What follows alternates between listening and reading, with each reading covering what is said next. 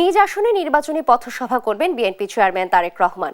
দুপুর 2টায় রাজধানীর ইসিবি চত্বর এলাকার পথসভায় যোগ দেবেন তিনি।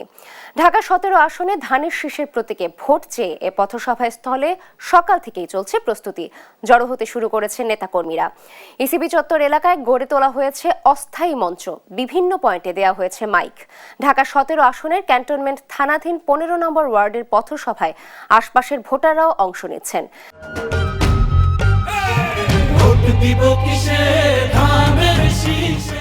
বিএনপি নেতারা বলছেন আধা ঘন্টার এ পথসভায় 20,000-এর বেশি মানুষের সমাগম হবে। এরপর পর্যায়ক্রমে ঢাকা উত্তর সিটির পল্লবী, মিরপুর 10 গোল চত্বর সংলগ্ন সেনপাড়া আদর্শ সরকারি উচ্চ বিদ্যালয়, ন্যাশনাল বাংলা উচ্চ বিদ্যালয়, শ্যামলী ক্লাব মাঠ এবং বাড্ডা সাঁতারকুলের সানভ্যালি মাঠের পথসভায় বক্তব্য রাখবেন তারেক রহমান। 17 আসনে যে ওয়ার্ড এবং থানাগুলি আছে তেনারাও এখানে অংশগ্রহণ করবেন বলে আমরা আশা করছি। এখানে জয়ের ব্যাপারে আলহামদুলিল্লাহ আমরা 100% আশাবাদী এবং বিপুল ভোটে আমরা জয়লাভ করব।